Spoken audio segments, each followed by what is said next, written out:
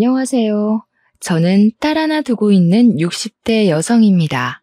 세상살이 아무리 험난해도 여전히 살만한 세상이라는 걸 느꼈던 경험을 자랑하기 위해 글을 써봅니다.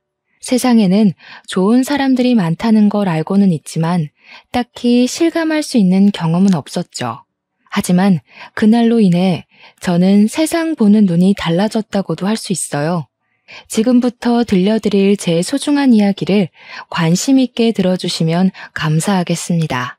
딸을 가진 후에 남편과 결혼을 한 저는 부모님 돌아가시고 온전히 남편에게만 의지하며 수년을 살아왔습니다. 시부모님도 없어서 저랑 남편은 아기랑 같이 똘똘 뭉쳐서 더 잘 살았어요. 부모님이 준 재산 조금과 남편이 시부모님께 상속받은 재산 조금을 합쳐 우리는 펜션 사업을 시작했죠. 여자아이인데도 유독 공룡을 좋아했던 딸아이를 위해서 고성에 자리를 잡고 펜션을 운영했습니다.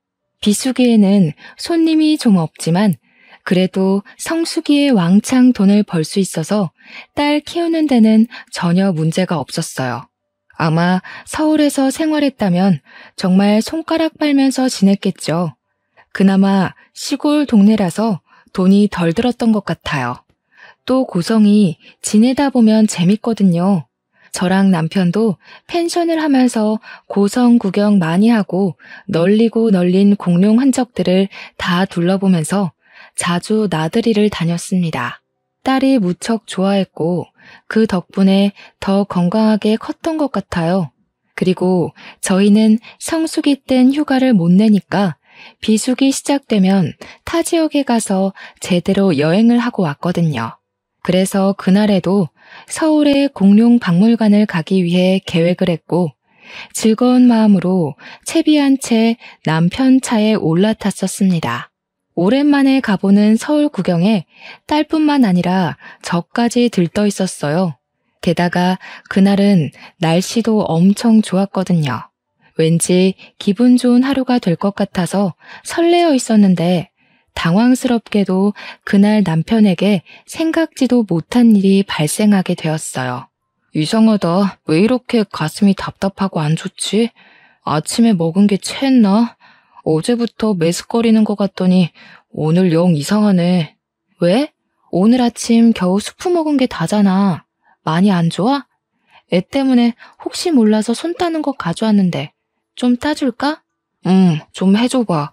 먹은 것도 없는데 왜 이러는지 모르겠다. 아침부터 낌새가 이상하긴 했는데 차 타니까 더 욱신거리네. 남편이 운전을 하면서 중간중간 계속 가슴을 쿵쿵 때렸습니다. 체한 것 같다고 하길래 제가 고속도로 달리는 동안엔 한쪽 손을 주물러줬고 엄지손가락만 따줬어요. 가슴을 쿵쿵 때릴 정도로 남편이 불편함을 호소하는 건 처음 봤기에 저도 남편 상태가 굉장히 걱정되던 차였어요. 손을 따고도 소화되는 지압을 계속해줬는데 아무래도 남편은 안 되겠나 보더라고요. 단단히 체했다고 느낀 건지 그냥 중간에 휴게소를 들려서 소화제라도 사 먹어야겠다고 했습니다. 남편 안색이 많이 불편한 것 같아서 저도 그러는 게 좋을 것 같았어요.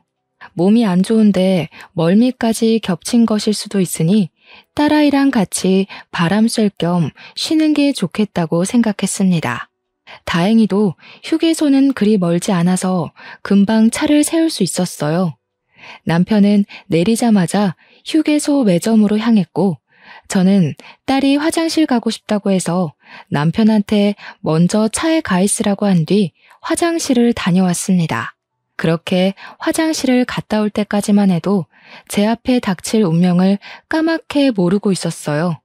남편이 당연히 차에 있을 거라고 생각해서 차 방향으로 가려는데 사람들이 매점 주위로 막 모여 있는 겁니다. 무슨 큰일이 일어났나 싶어서 딸 손을 잡고 걸어가면서 엿봤는데 그 순간 제 눈에 가장 먼저 들어온 건 남편 신발이었어요.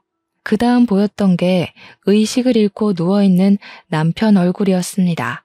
깜짝 놀란 저는 여보 하고 소리치면서 딸을 놓고 인파를 비집고 들어갔어요. 웬 모르는 남성분이 제 남편 심폐소생을 해주고 있는 상황이었습니다. 저는 예고 없이 쏟아지는 눈물을 흘리면서 어쩔 줄 몰라 손을 벌벌 떨었어요. 심장이 미친 듯이 쿵쾅거려 숨도 제대로 못 쉬겠더군요. 갑자기 숨을 못 쉬겠다더니 쓰러져 버렸어. 119 불렀으니까 너무 걱정하지 마라. 이 양반 마누라 되는 분이셔? 어떡해요. 우리 남편 어떡해요? 여보 왜 이래? 눈 좀 떠봐. 어떡해. 저는 심폐소생을 받고 있는 남편을 지켜보는 것 말고는 할 수 있는 게 없었습니다.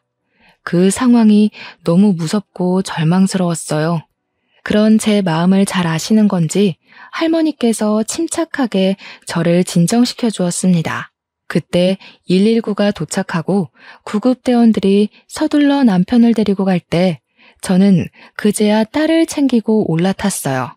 딸도 아빠가 잘못되는 줄 알고 서럽게 울고 있었더라고요. 저도 너무 놀랐던지라 딸을 살피지 못했습니다. 그렇게 휴게소를 떠나고 병원을 가서 검사 확인을 했더니 의사 선생님께서 하는 말이 남편 심장 전선 하나에 문제가 생기긴 했는데 심폐소생이 잘 되어서 괜찮다고 하는 겁니다. 크게 걱정할 필요가 없다고 했어요. 너무 정신이 없어서 순간 망각했는데 심폐소생했던 그분이 땀을 뻘뻘 흘리고 있었던 게 기억이 났어요. 바쁘게 구급차 올라탄다고 감사하단 말을 못 전했다는 것이 그제야 마음에 걸렸습니다. 그 남자분이 누군지 몰랐지만 우리 남편 생명의 은인인 건 맞잖아요. 너무 감사한데 연락처도 몰라서 난처하더라고요. 꼭 감사했다고 말씀드리고 싶은데 그땐 머릿속에 남편밖에 없었기에 어떻게 만나서 감사 인사를 전해야 할지 막막했습니다. 일단은 그보다 급한 것이 또 있었어요. 구급차를 타고 오는 바람에 모르고 있었는데 나중에 남편 신분증 찾는다고 주머니를 뒤졌는데 남편 지갑도 없고 게다가 휴게소에 차를 두고 와버렸더라고요. 저는 지인의 도움을 받아서 일단 남편 차를 먼저 챙기기로 했어요. 늦은 시간이라 그때 그 할머니랑 남성분이 있을리 만무하겠지만 혹시나 싶어 슬쩍 둘러는 봤습니다. 역시나 없길래 매점에 맡겨진 지갑과 차를 끌고 돌아왔어요.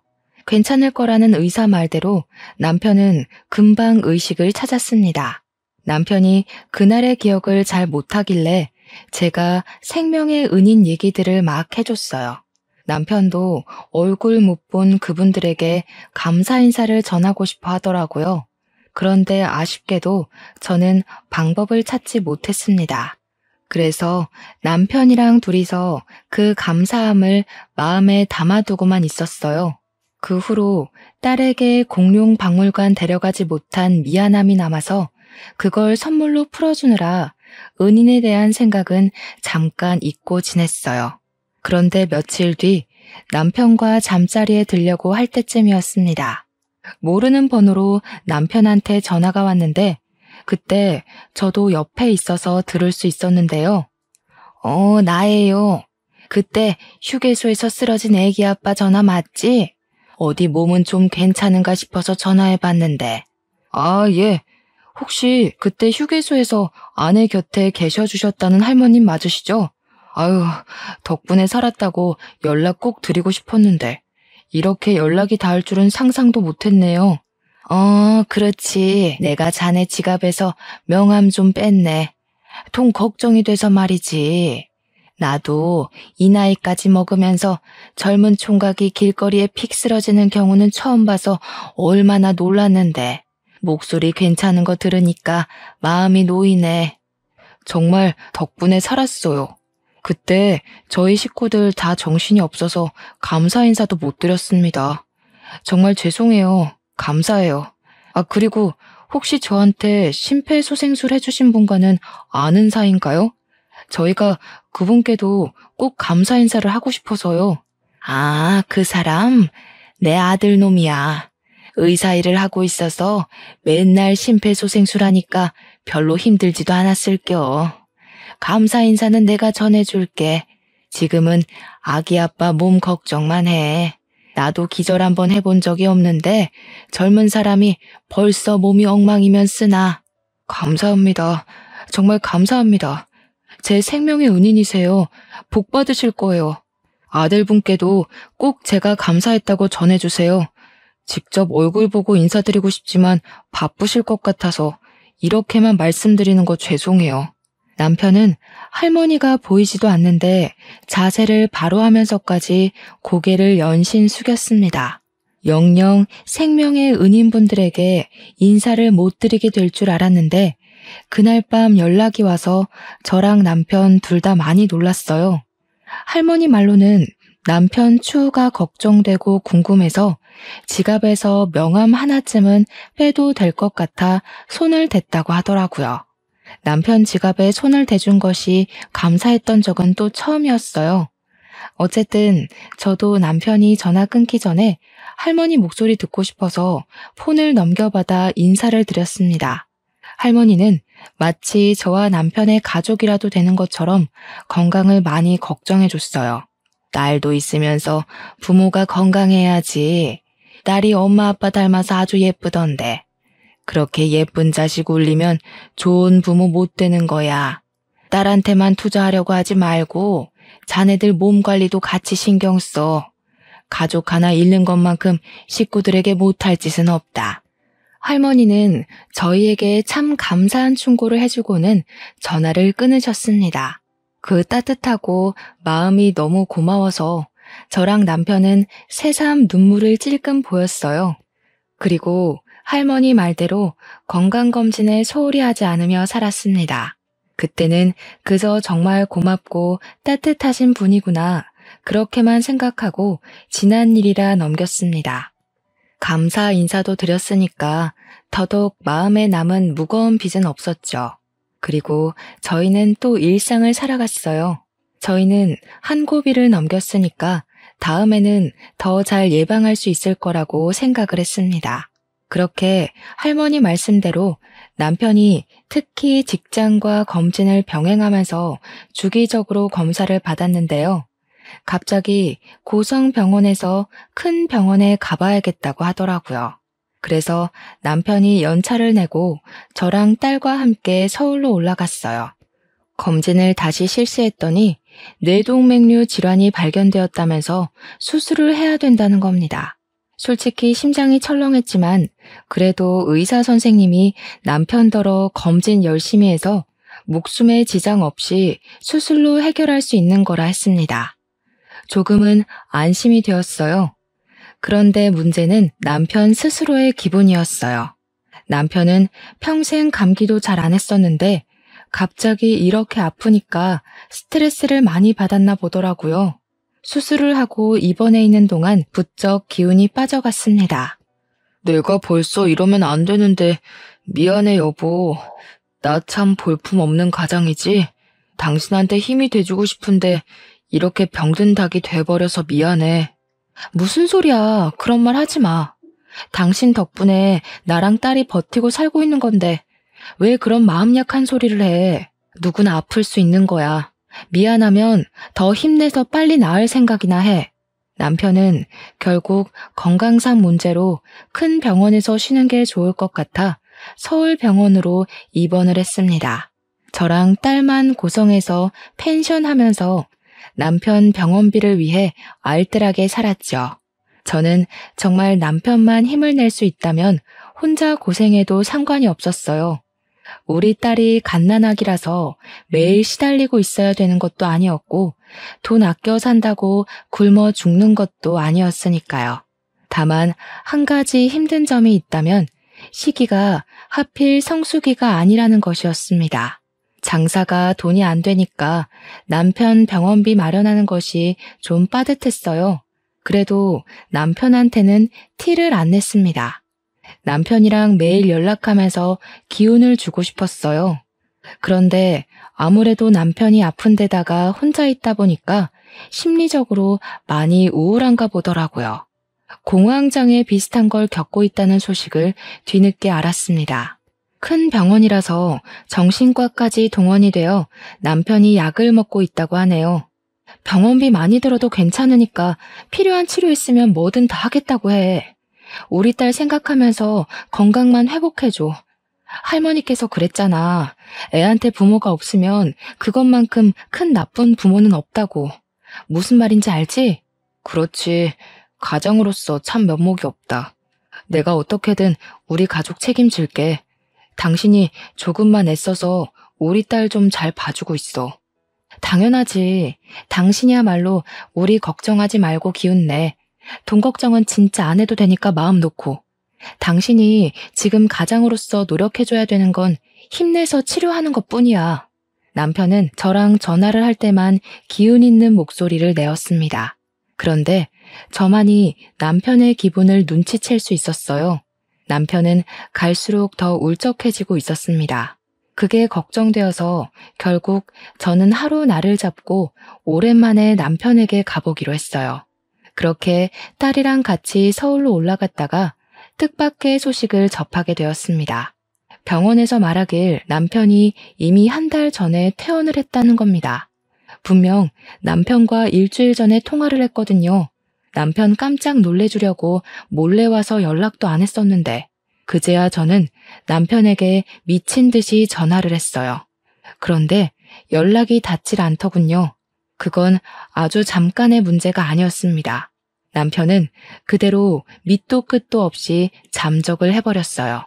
저희는 서울에 집이 없으니까 남편을 찾기 위해 서울에 계속 머물고 있을 수도 없는 상황이었습니다.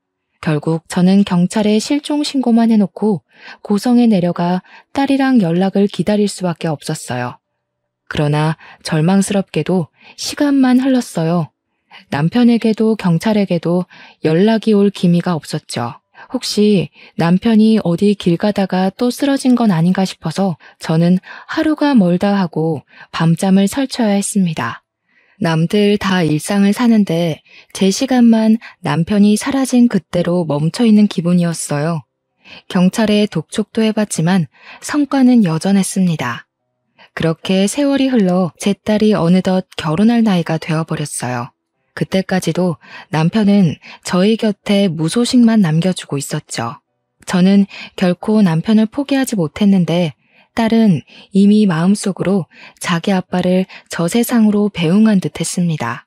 그걸 차마 제게는 말 못하고 있는 것 같았어요. 딸의 속상한 마음을 알지만 저는 그 마음을 모른 채 하고 싶었습니다. 인정하는 순간 저는 영영 남편과 만나지 못할 테니까요. 그런데 하늘은 도통 저의 이런 간절한 마음이 보이질 않는 건지 계속 남편을 놓으라고 아우성치는 것 같았어요. 어느 날 딸이 제게 와서 생각지도 못한 소식을 전하더라고요. 엄마, 나 임신했어. 미안해. 엄마가 아빠 때문에 얼마나 힘든지 아는데도 나 사랑하는 사람이 있어. 나만 그렇게 위로받고 행복하게 지내고 있어서 미안해. 그런데 나 이제 그 사람이랑 같이 살고 싶어. 결혼도 안 한 딸이 갑작스레 임신을 했단 소리에 너무 놀라서 벙찌고 말았습니다. 딸이 죄책감을 느끼면서 고백하기를 오래전부터 결혼하고 싶은 남자가 있었다고 하더라고요. 그런데 제가 남편 때문에 끙끙 앓으며 허송세월 보내고 있으니 감히 자기 혼자 행복하게 가정을 꾸릴 면목이 없었다고 차마 사위 될 사람을 소개 못 시켜줬다고 하는 겁니다. 그렇게 결혼을 미루기만 하다가 끝내 덜컥 임신을 하게 되었다고 이젠 정말 결혼을 안 하면 안 될 지경이 되어버려 저한테 알리는 거라면서 딸이 죄인처럼 얘기를 했습니다. 그 순간 머리를 한 대 맞은 것 마냥 정신이 차려졌어요. 남편의 부재로 인해 세상에서 저만 불행하고 가장 힘들다고 생각했고 딸만큼은 아빠의 부재를 못 느끼도록 최선을 다하고 있었다 생각했는데 정작 저는 딸의 인생을 외롭게 만들고 있었던 겁니다. 혼인신고 먼저 하기로 했어. 결혼식은 급한 거 아니니까 그 사람도 기다려준대. 엄마 괜찮아지면 그때 결혼식 하려고. 아니다. 우리 딸 좋을 대로 해야지. 엄마가 너무 엄마 생각만 했네. 미안하구나. 우리 딸이 벌써 이렇게 커서 시집 갈 때가 된 줄도 모르고. 그래서 남자 쪽은 뭐 하는 집안이야? 믿을 만한 사람인 거야? 병원하신데 엄마만 괜찮다고 하면 그 사람 소개해 줄 수도 있어. 이번 주에 집에 데려올까? 잠깐만, 뭐 병원? 그럼 잘 사는 사람들일 거 아니야. 그런 집에서 우리 집안이랑 사돈을 맺겠다 했다고? 우리 뭐 하는 집인지 말해줬어? 당연하지. 내가 아버님, 어머님 다 만나봤었는데 정말 좋으신 분이야. 형편 때문에 사람 판단하는 그런 분들 절대 아니셔. 봉사도 많이 하시고 이미 우리 아빠가 수십 년째 나타나지 않는다는 것도 알고 계셔. 다 이해해 주신다고. 아유, 안 된다. 그런 사람들이 봉사를 해봤자지. 다 인터넷에 올라오고 병원 이미지 좋게 만들려고 그런 거라고. 그 사람들이 뭐가 아쉬워서 펜션하는 집안이랑 사돈을 맺으려고 하겠어? 딸, 이 결혼 다시 생각해보면 안 될까? 그래도 엄마는 수준이 맞는 집안이랑 했으면 좋겠는데. 그런 사람들 아니라니까. 엄마는 아빠 살려준 분들이 의사라면서 어떻게 의사를 그렇게 생각해? 그리고 어머님, 아버님은 힘든 사람들 병원비 안 받고 진료도 봐주고 수술도 해준대. 엄마도 딱 만나보면 느낄 거야. 큰 병원 아니고 서울 변두리에서 하는 동네 병원이거든. 동네 병원이든 대학병원이든 다 같은 의사라고 생각했습니다. 아무리 이미지 좋은 의사라도 식구가 되면 얼굴색 달라지는 의사들. 뉴스에서 수도 없이 봤었어요. 아빠가 없는 애를 왜 굳이 병원 집안에서 결혼을 하려고 하는지 이해가 안 되더라고요. 저는 혹시나 딸이 결혼하고 나서 시댁에 잡혀 살까봐 그게 가장 큰 걱정이 되었습니다. 이제 저한테 가족은 딸밖에 없다고 해도 무방한데 그 유일한 딸까지 내가 지키지 못하는 꼴이 될까봐도 걱정을 했어요. 하지만 어쩌겠어요. 딸은 이미 임신을 해버렸고 저를 위해서 몇 년을 참고 기다렸다는데요. 일단 엄청나게 큰 병원이 아니라 그냥 동네 외과 정도라니까 한 발 양보해서 결혼을 허락해 주었습니다. 그리고 그날 밤 저는 결국 남편의 사망을 받아들여야 했고 딸을 위해서라도 남편을 놓아주어야 했어요. 남편이 보고 싶어서 정말 많이 울면서도 우리 가족 책임진다고 해놓고 사라져버린 남편이 원망스럽기도 했습니다. 딸이 상견례 날짜를 잡았다고 말해주고 난 후 저는 그때까지라도 마음을 추스르려고 노력 많이 했습니다. 그렇게 저의 감정 절반을 포기하며 지내던 어느 날이었어요. 모르는 번호로 연락이 온 겁니다. 딸에게 줄 몸보신 요리를 하던 중에 받았는데 그 안에서 들려오는 목소리는 저를 주저앉게 만들었어요. 발신자는 다름 아닌 남편이 휴게소에서 처음 병원 증세가 왔을 때 남편을 살려주신 할머니였습니다. 휴게소 때로부터 무려 14년이 지난 날에 온 연락이었어요. 내가 죽기 전에는 그 양반 잘 살고 있는지 알고 죽어야 쓰겄다. 요즘은 어떻게 지내고 있어? 아기 엄마도 잘 지내고 있는 거야? 조그맣던 딸내미도 많이 컸겠네. 할머님께서 어떻게 제 번호까지? 할머님은 건강하게 잘 지내고 계세요? 저희가 먼저 연락을 드릴 걸 그랬어요. 아직까지도 저희 생각해 주시는 줄은 몰랐네요. 너무 감사드려요. 연락은 뭐 시간 되는 사람이 먼저 하고 그러는 거지. 그런 게 뭐 중요한가? 그래서 아기 아빠는 어때? 다 같이 잘 살고 있는 거야? 할머니께서 묻는 말에 저는 남편이 실종돼서 죽었는지 살았는지도 모른다는 소리를 할 수가 없었습니다. 이렇게 시간이 흘렀는데도 할머니께서 저희 안위를 걱정해 주시는 거면 솔직하게 남편 소식을 말했을 때 왠지 할머니가 마음 편히 못 지낼 수도 있을 것 같다는 생각이 들었거든요. 그래서 결국 할머니께 거짓말을 해버렸고 우리 모두 잘 지내고 있다고 답했습니다. 할머니를 위해서 그게 저만의 최선이라고 생각했어요.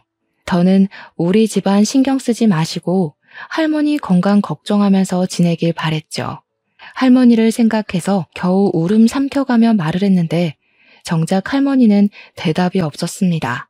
그러다 갑자기 한숨을 푹 쉬면서 저를 향해 혀를 끌끌 차셨는데요. 가여워서 어쩌나. 아무래도 내가 가만히 있으면 안 될 문제 같네. 내가 이번 주에는 중요한 약속이 있어. 그 일 끝나면 다시 연락할 테니까 기다려라. 뜬금없는 말이라고 생각했습니다. 제가 대답도 못 드렸는데 할머니는 그렇게만 말하고 전화를 끊어버렸어요.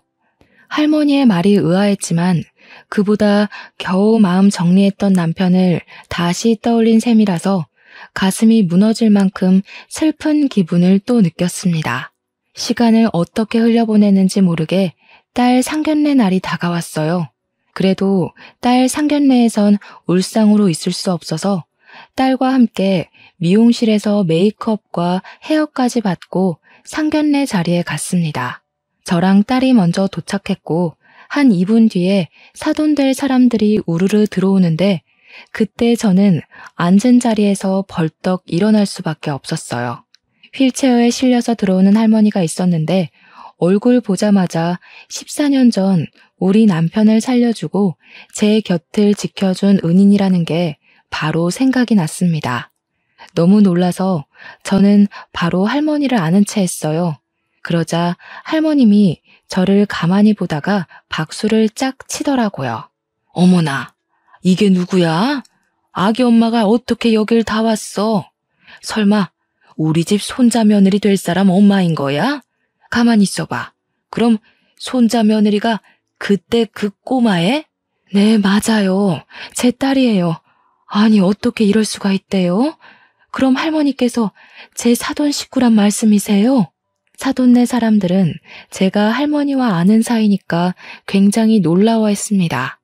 할머니와 저 또한 서로를 바라보면서도 너무 신기해서 입만 틀어막고 있었어요. 그러자 안사돈이 할머니에게 우리 아는 사이였냐고 묻더라고요. 그럼 당연히 알지.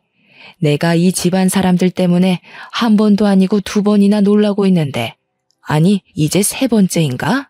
할머니의 말씀을 저도 몰라 듣고 있었는데 할머니는 우리 관계를 모르는 이들을 위해서 일단 14년 전 그날의 얘기를 먼저 하였습니다.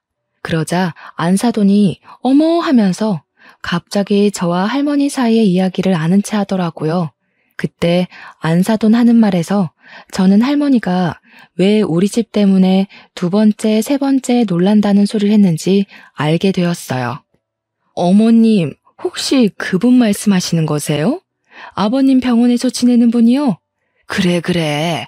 아이고, 이렇게 만날 인연이었으면 내가 진작에 그 양반한테 알려줬을 텐데.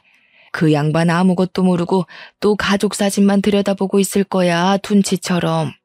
할머니가 말하는 사람을 안사돈도 알고 바깥사돈도 알고 사위까지 알고 있었어요. 저랑 딸만 당장 무슨 소린지 못 알아듣고 있는 그때 할머님이 저를 휠체어 가까이로 오라고 손짓하셨습니다. 그리곤 제 2 손을 꼭 붙잡아 주셨어요. 이 가여운 거사, 식구들이 어쩜 다 그렇게 착해 빠졌어. 네 속 썩어가는데 내 속 다를까봐 거짓말을 했던 거야? 네 서방되는 놈을 내가 데리고 있는데 잘 살고 있기는 무슨. 네? 그게 무슨 소리세요? 제 남편 말씀하시는 거예요? 지금 제 남편이랑 같이 있다는 거예요? 할머니가 제 손을 쓰다듬으면서 말해주는 내용은 그간 남편의 실종 행적을 알 수 있을 만큼 상세했습니다. 남편은 제게 마지막 전화를 하기 전 이미 퇴원 수속을 밟은 상태였다고 했잖아요. 그게 일자리를 구하려고 했던 거랍니다. 거액의 병원비를 저 혼자 감당하고 있는 게 미안했던 것 같아요. 그렇게 무작정 퇴원해버린 남편은 일자리를 알아본다고 경비직 같은 걸 구했는데 그게 놀랍게도 바깥사돈 병원의 경비직 자리였다고 했어요. 바깥사돈 병원은 동네에 있더라도 3층짜리 단독 건물이었던지라 주차장과 경비를 관리해줄 담당이 필요한 규모라고 하더군요. 그런데 그 일을 하다가 남편이 그만 또 병이 도져서 쓰러졌다고 하는 겁니다. 집안이 하는 병원이니 할머니가 마침 병원을 들렸다가 남편을 발견해서 또 조치를 취했다고 해요. 다행히 병원에서 쓰러진 거라 응급처치는 빨랐다고 하더라고요. 그러나 무리한 탓 때문인지 남편은 반신이 마비가 된 상태로 의식을 찾았다고 했습니다. 할머니가 남편을 알아보고서 아주 혼쭐을 내며 가족들에게 연락하라고 했는데 남편이 그걸 거절했다네요. 그렇잖아도 병원비 많이 드는 이 몸뚱어리를 이 꼴까지 만들었는데 그런 모습을 절대 가족들에게 보일 수 없다고 했답니다. 남편 고집을 꺾지 못한 할머니도 어쩔 수 없이 10년 넘게 연락 못 주고 있었다고 했어요. 그래도 할머니는 중간중간 그게 가족한테는 도리가 아니라고 잔소리를 했으나 남편이 울면서 부탁하는 바람에 매번 제게 따로 연락을 하는 걸 포기했다고도 했습니다. 남편은 그렇게 긴 세월 자신을 숨길 동안 죽어라 재활을 받으며 노력하는 덕에 한쪽 다리는 신경이 돌아온 상태라고 하더군요. 완전히 정상이 되면 당당한 가장으로 가족 앞에 나설 거라는 남편의 말에 할머니는 아무래도 시간이 너무 많이 소요되는 것 같아서 할머니 또한 마음이 안 좋았대요. 마치 저희 가족에게 대신 죄를 짓고 있는 기분을 느꼈다고 하더라고요. 그래서 결국 남편 폰을 뒤져 제 연락처를 알아냈고 그날 저한테 전화한 거라고 합니다. 그 사실에 제 딸도 놀라고 저도 놀라서 할머니 앞에 주저앉았어요. 그러자 안사돈이 저를 부축해주면서 다독여 주었습니다. 그분 되게 좋으신 분이던데 가족분들 아프게 그냥 둔 것 보면 조금 야속하기도 했네요. 이렇게라도 만날 수 있어서 얼마나 다행인 기회인지 몰라요. 아휴, 세상에 너무 감사합니다. 저는 제 남편이 죽은 줄로만 알고 어떻게 살아야 할지 막막했는데 저희 남편 살려주셔서 너무 감사해요. 저는 그저 그들에게 고맙다고 인사를 하면서 화장이 번질 만큼 눈물을 보였습니다. 게다가 바깥사돈 되는 분은 우리 남편을 심폐소생으로 살려준 분이잖아요. 얼굴 보고 인사드리는 건 처음이었는데 다리에 힘이 없었던지라 저는 무릎을 꿇은 채로 바깥사돈에게 감사하다고 고개를 숙였어요.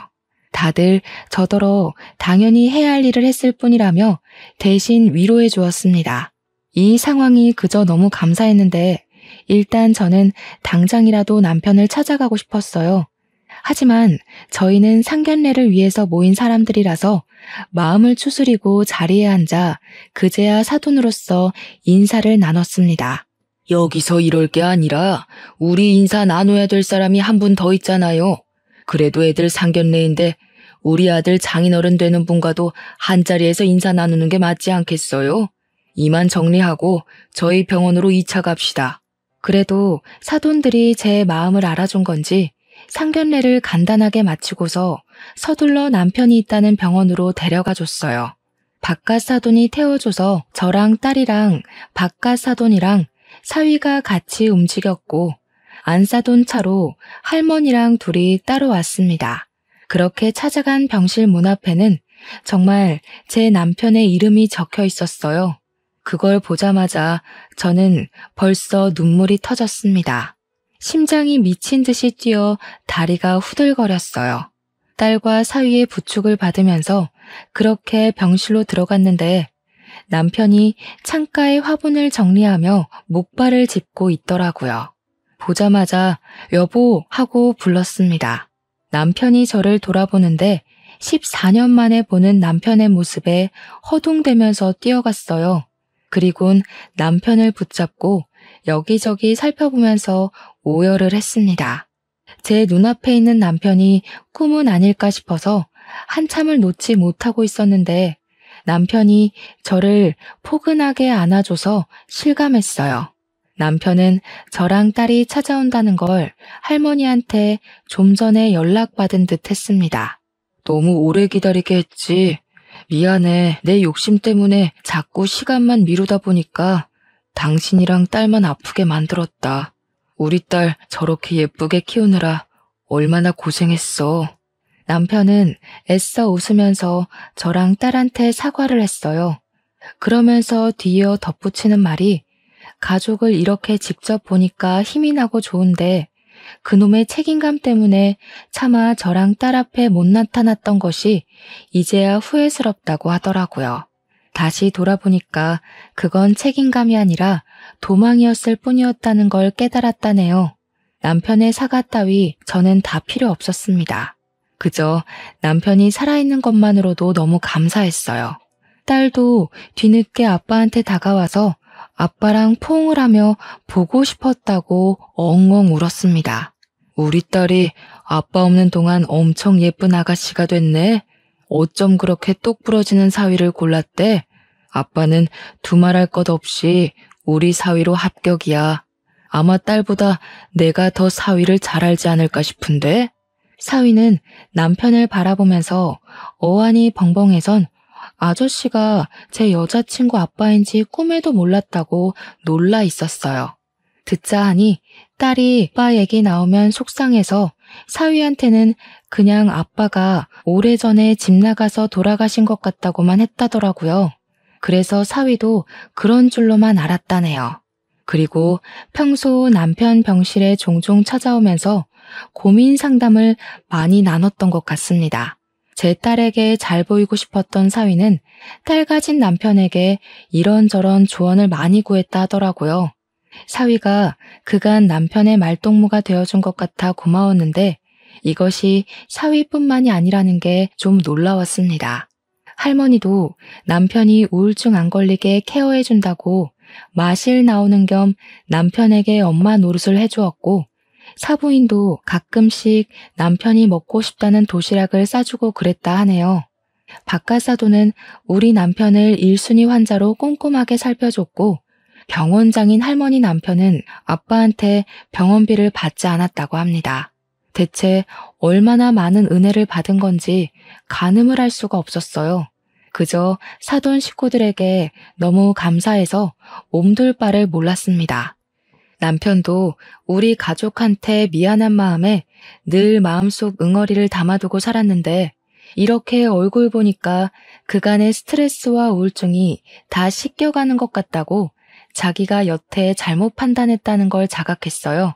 그때 할머니한테 또 잔소리 들으면서 엉덩이를 한 대 맞았네요. 남편도 생명의 은인들이 졸지에 사돈까지 돼버린 일에 신기해하긴 했어요. 그리곤 너무 큰 빚을 졌다면서 우리 딸 잘 부탁드린다고 고개를 숙였습니다. 저 또한 감사해서 사돈 어른들과 일일이 악수를 하며 인사를 했고 할머니 앞에선 무릎을 꿇고서 할머니 손을 잡고 눈물을 터뜨렸어요. 우리 가족 할머님 아니었으면 다 무너졌을 거예요. 정말 감사합니다. 할머니께서 저희 가족 다 살려주셨어요. 죽을 때까지 할머니는 잊지 않고 기억할게요. 그래, 이제 사돈 됐으니까 나한테 많이 갚아주면 되겠다. 설마 기억만 해주고 두 손 놓고 있는 건 아니지? 이 늙은 애미랑 놀아주러 자주 와야 돼. 저는 울음 때문에 대답을 할 수 없어서 고개만 연신 끄덕였습니다. 그때 남편은 목발을 짚고 와서 바깥사돈 손을 꼭 잡으며 말하더라고요. 바깥사돈, 그때 저 심폐소생술 해주신 덕분에 제가 지금 이렇게 가족들 볼 수 있네요. 정말 제 생명의 은인이십니다. 사돈 식구들 다 제 은인이에요. 다시 한번 감사해요. 전 그냥 의사로서 해야 할 도리를 한 건데요, 뭘. 오히려 저희가 고맙죠. 하나밖에 없는 귀한 딸 보내주시는 건데. 모든 게 제자리를 찾았고 제 시간도 남들처럼 똑같이 흘러가게 되자 저희 딸은 상견례 끝나고 바로 결혼식을 준비할 수 있었습니다. 남편은 딸과 함께 행진하기 위해서 그때까지 열심히 재활을 했어요. 사돈네 집안은 동네에 있는 작은 외과도 있었지만 알고 보니 서울에도 아주 크게 병원 하나가 더 있더라고요. 바깥사돈이 주로 남편 입원해 있는 동네 병원에 장을 맡고 있고 할머니 남편 되시는 분이 서울 큰 병원에 장으로 있다고 했습니다. 우리 남편한테 돈 받지 말라고 하신 분이 생각보다 더 대단한 분이라서 얼마나 깜짝 놀랐는지 몰라요. 그분들은 무료 진료라고 우리 남편을 소홀히 봐주시는 것도 아니었어요. 의료기술 총동원해서 우리 남편의 재활에 전액을 다 지원해주고 있다고 들었습니다. 남편은 마음 좋은 사람들이 이렇게까지 도와주니까 더 열심히 해보겠다며 땀 뻘뻘 흘리며 재활을 했어요. 가족이 나타나자 더 힘을 얻은 남편은 끝내 행진 때 목발 하나에만 유지한 채 그 기다란 버진대로를 딸과 함께 걷는 걸 성공했습니다. 원래는 몇 걸음 걷지 못하고 금방 휠체어에 앉는다고 하더라고요. 그런데 결혼식 끝나는 내내 준비하고 있던 휠체어는 쓸모가 없었을 만큼 남편은 목발로도 잘 걸어 다녔어요. 저희 모두가 한마음 한뜻으로 기뻐서 눈물을 흘렸었습니다. 딸과 사위의 결혼식은 그렇게 우리 모두에게 의미 있는 날이 되었어요. 그리고 딸과 사위가 신혼여행 다녀온 뒤 머지않아 출산을 했습니다. 딸이 낳은 아이는 딸과 사위를 야무지게 닮은 예쁜 소녀였는데 온 가족들의 사랑을 크게 받고 크는 중이에요. 특히 할머니께서 증손녀를 한번 안으면 놓을 줄을 몰랐어요. 손녀도 할머니를 제일 좋아했을 만큼 둘이 친했습니다. 우리 손녀가 잘 클 때까지 할머니께서도 만수무강하시면 좋겠는데 아무래도 할머니는 연세가 있어서 결국 무리가 찾아오고 말았는데요. 아이고, 내가 이 나이 먹고 증손자까지 다 보네. 좋은 사돈 만나서 누릴 거 다 누리고 배부르게 눈 감겠어. 할머니는 그래도 병환 없이 90세가 넘도록 사셨지만 어쩔 수 없는 세월 때문에 결국 하늘나라로 가셨어요. 그나마 우리 손녀가 걸음마 떼는 건 보고 가셔서 얼마나 다행인지 모릅니다. 우리 가족들은 다 같이 똘똘 뭉쳐서 할머니를 잘 보내드렸어요. 장례식장에서도 사돈네 사람들보다 우리 식구가 더 많이 울었는데 특히나 남편이 3일 내내 정신 못 차릴 만큼 오열하고 슬퍼했습니다. 목숨을 살려준 은인을 넘어서 진짜 어머니라고 생각을 했던 것 같았어요. 할머니가 있는 세상이 훨씬 즐거웠지만 그래도 저희들은 여전히 행복하게 지내고 있습니다. 딸과 사위도 다투지 않고 사이좋게 지내는 걸 보니 제가 다 기분 좋더라고요. 할머니께서 우리 집안과 사돈 집안의 인연을 이어준 셈이나 다름없는 것 같아 하늘에 계신 할머니께 틈만 나면 감사하다고 말씀드리고 있어요. 덕분에 우리는 다른 집안과 다르게 사돈과의 사이가 아주 특별해졌습니다. 마치 대가족이 된 것처럼 저희는 자주 연락하고 같이 놀러 다니고 주기적으로 식사를 합니다. 또 명절 때마다 사위랑 딸이 시댁과 친정을 왔다 갔다 하는 게 힘드니까 어차피 얼굴 볼 거 그냥 한 곳에 다 모여서 며칠 동안 같이 지내고 있어요. 이번 추석에는 다 같이 우리 펜션에 와서 바비큐 파티를 하고 놀 생각입니다.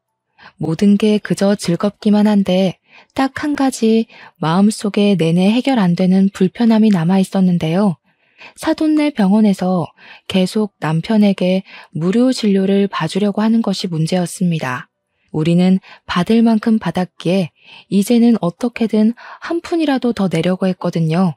그런데 사돈 집에서는 간호사까지 시켜서 납부 못하게 해놨더라고요. 안사돈, 이러면 미안해서 얼굴 보기 힘들어요. 저번 약도 무료로 주셨잖아요. 저 이렇게 계속 받고는 못 삽니다. 우리 체면도 있지. 이제 그만 받아주세요. 오호, 사돈네한테는 평생 병원비랑 약값 안 받을 거라니까요. 우리 집안 사돈이 된 특혜니까 넣어두세요. 이건 돌아가신 저희 어머니께서도 반대하실 문제라고요. 저 불효하기 싫습니다. 아이고, 이 사람 참. 그럼 곧 명절에 우리 펜션 와서 고깃배 터지게 먹을 준비하세요. 저도 돈 한 푼 안 받고 대접만 할 테니까 아무것도 들고 오시면 안 됩니다. 저희 펜션에는 사돈댁 돈 반입 금지예요. 예, 그럼 병원비는 바비큐로 갚아주시죠. 제가 좀 많이 먹는 타입인데 감당할 수 있을지 모르겠네요. 사돈네에 미안한 건 여전하지만 그래도 저희는 서로 이렇게 배려하면서 조금은 불편하게 사는 것이 너무 좋습니다. 남편은 사돈네 덕분에 정말 날이 갈수록 몸이 좋아지고 있어요. 입원할 필요는 없어졌고 약 먹으면서 꾸준히 운동을 하면 앞으로는 목발 없이 걷는 것도 가능할 거라고 합니다. 지금 이렇게 사연을 쓰면서 생각해봐도 저희 집안 얘기가 보통 사연은 아닌 것 같아요. 청취자분들도 그렇게 들어주셨는지 모르겠네요. 저는 사돈댁을 보면서 많이 팍팍해진 세상이 그래도 살만하구나. 나도 마음 따뜻한 사람이 되도록 노력해야지 싶은 자세로 지내고 있어요. 이렇게 너무 좋은 인연을 만나게 해준 제 인생에게 가장 고맙네요. 앞으로 저희 식구는 생명의 은인인 사돈네의 은혜를 갚으면서 살 예정입니다. 제 이야기는 여기까지예요. 따뜻한 제 사연 관심 갖고 들어주셔서 정말 감사합니다.